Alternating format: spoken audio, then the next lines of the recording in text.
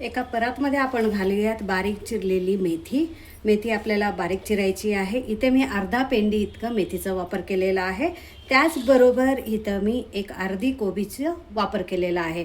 तर कोबीसुद्धा आपल्याला बारीक असंच चिरून घ्यायचं आहे. पालेभाज्या आणि भाज्या तुम्ही इथे तुमच्या आवडीनुसार जास्ती कमी घालू शकता.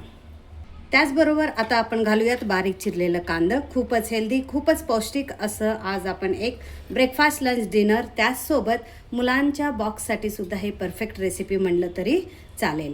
तर बघा इथं मी 2 ते 3 हिरव्या मिरच्या बारीक असं चिरून घेतलेले आहे. जर मुलं हिरवी मिरची खात नसेल तर इथं हिरवी मिरचीचं पेस्ट तुम्ही बनवून घालू शकता. त्याचबरोबर इथं 2 टोमॅटो बारीक चिरून आपल्याला घ्यायचं आहे. आता आपण ह्यामध्ये घालूयात कढीपत्ता.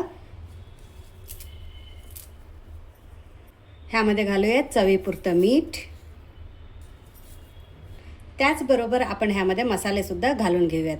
तर इथं घालते मी 1 चमचा इतकं गरम मसाला. हे घरी बनवलेलं गरम मसाला आहे. ह्यामध्येच धने आणि जिरे असल्यामुळं इथे मी धन्याची पूड आणि जिऱ्याची पूड घालत नाही आहे.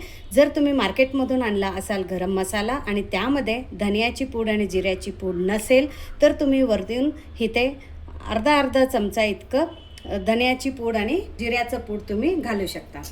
त्याचबरोबर हळद आपण घालूयात आणि इथे मी 2 चमचा इतकं लाल तिखट घालते. हे लाल तिखट गुंटूर आणि बॅडगे मिक्स आहे. एवढ्या सगळ्या भाज्या आणि पालेभाज्या टाकल्यानंतर आपल्याला हे चांगलं हातानं मिक्स करून घ्यायचं आहे, जेणेकरून ह्यामध्ये मीठ टाकल्यानंतर ह्याला पाणी सुटतं आणि टेस्ट भन्नाट येतं. हे सगळं आपल्याला असं हाताने नीट मिक्स करून घ्यायचं आहे. अजून कोणी प्रतिभाज रेसिपी मराठीला सबस्क्राईब केला नसाल तर प्रतिभाज रेसिपी मराठीला सबस्क्राईब करायला विसरू नका. आपण असंच नवनवीन रेसिपीजसोबत आपल्या प्रतिभाज रेसिपी मराठीमध्ये भेटत राहूयात. आणि त्याचबरोबर आपल्या चॅनलमध्ये तुम्हाला कोणत्या रेसिपी जास्त आवडतात आणि कोणत्या प्रकारच्या रेसिपीज तुम्हाला पाहिजेत ते सुद्धा कमेंट करून सांगितलात तर मी तुमच्यासाठी त्या रेसिपीज घेऊन येते. तसंच उत्तर कर्नाटकाचे रेसिपीज म्हणाल किंवा साऊथ कर्नाटकाचे रेसिपीज म्हणाल आणि त्याचबरोबर आपल्या महाराष्ट्राचे रेसिपीज, हे सगळ्या रेसिपीज आपण आपल्या प्रतिभाज रेसिपी मराठीमध्ये बघतच राहतो आहे. पण तुम्हाला पर्टिक्युलर कोणत्या रेसिपी पाहिजे ते सुद्धा तुम्ही मला कमेंट करून सांगितलात तरी मी तुमच्यासाठी ते रेसिपी घेऊन येते. बघा हे सगळं आता चांगलं मिक्स झालेलं आहे आणि ह्याला पाणीसुद्धा सुटत आहे. तर एक 5 ते 10 मिनटासाठी आपण हे बाजूला ठेवूयात. आता आपण इथे एक बाऊल घेऊयात आणि त्यामध्ये घालूयात 1 कप इतकं बेसनचं पीठ, 1 कप इतकं तांदळाचं पीठ, त्याचबरोबर 2 कप इतकं आपलं गव्हाचं पीठ. हे तिन्ही पीठ मी चाळून घेतलेलं आहे. त्याचबरोबर आपण इथं घेऊयात ओवा आणि जिरा. ओवा आणि जिरा अर्धा चमचा इथं मी घेतलेले आहे. हातामध्ये आपल्याला असं हे क्रश करून घालायचं आहे. खूपच झटपट असं आपलं हे रेसिपी बनतं. त्याचबरोबर आपण ह्यामध्ये घालूयात 4 ते 5 मोठे चमचा इतकं तीळ. कारण तीळ आपण जास्ती घातलं तर खूपच चांगलं आहे. तिळानं कॅल्शियमसुद्धा मिळतं. त्याचबरोबर खाताना ते क्रंचीनेस छान लागतं. आता आपल्याला हे सगळं मिक्स करून ठेवायचं आहे. सकाळी घाई गडबडीत जर तुम्हाला इतकं टाईम नसेल तर तुम्ही असं पीठ रात्रीच मिक्स करून ठेवलात तर सकाळी पटकन पालेभाज्या कट करून आपल्याला ही रेसिपी झटपट बनवायला इझी होतं. तर बघा हे सगळं आपलं पीठ चांगलं मिक्स झालेलं आहे. आपलं सगळं पीठ मिक्स करेपर्यंत हे चांगलं 5 ते 10 मिनटासाठी आपण हे भिजवत ठेवलं होतं मिठामध्ये. हे बघा चांगलं ह्याला पाणी सुटलेलं आहे आणि सॉफ्टसुद्धा झालेलं आहे.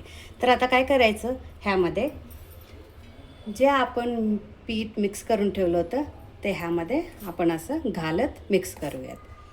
पालेभाज्या जास्ती मुलांच्या पोटात जाईल अशा पद्धतीनं जर आपण एक रेसिपी बनवलं तर. कारण काय होतं, मुलं हल्ली व्हेजिटेबल्स म्हणा, पालेभाज्या म्हणा खात नाहीत. तर त्यांना आपण ह्या पद्धतीनं पालेभाज्या खाऊ घालू शकतो.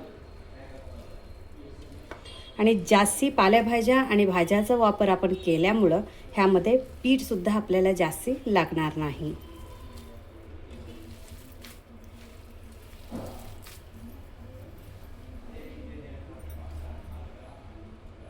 जसं जसं लागेल तसं तसं आपण ह्यामध्ये पीठ घालूयात.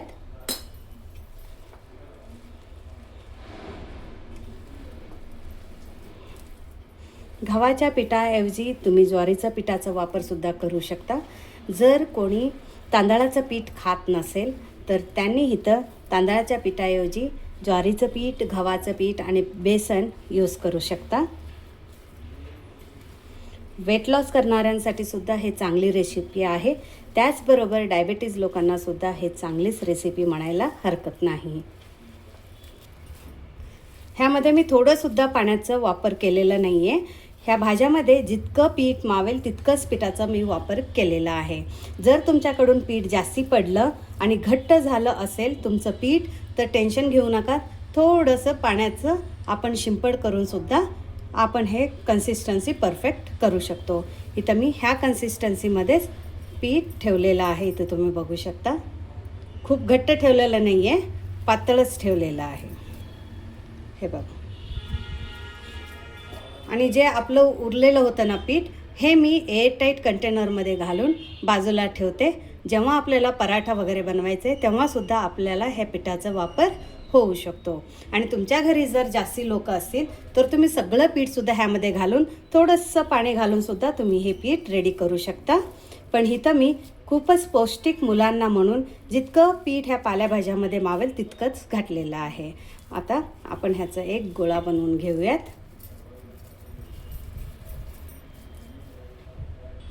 इथे मी एक प्लॅस्टिकचं शीट घेतलेले आहे. जर तुमच्याकडे केळीचं पान अवेलेबल असेल तर केळीचं पानाचा सुद्धा तुम्ही इथं वापर करू शकता. त्याचबरोबर सुती कापडावर सुद्धा तुम्ही हे थापू शकता. हे बघा, आपल्याला हे छोटंसं गोळा घेऊन असं थापायचं आहे. जसं आपण थालीपीठी बनवतो त्याच पद्धतीनं आपल्याला इथे बनवायचं आहे. पण खूप पातळ किंवा खूप जाड आपल्याला हे ठेवायचं नाही आहे. मोठं साईज पाहिजे असेल तर मोठं बनवा, छोटं पाहिजे असेल तर छोटं असं तुम्ही हे बनवू शकता. परफेक्ट. झटपटसुद्धा बनतं, पौष्टिकसुद्धा बनतं. बनवायला सुद्धा खूपच इझी आहे.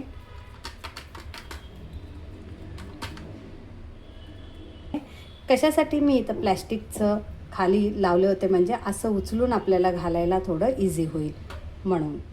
आता आपलं हे थापून झालेलं आहे.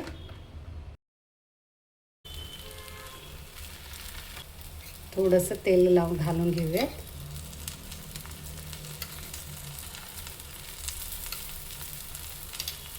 आणि ह्यावरती एक झाकण ठेवून आपल्याला हे भाजायचं आहे.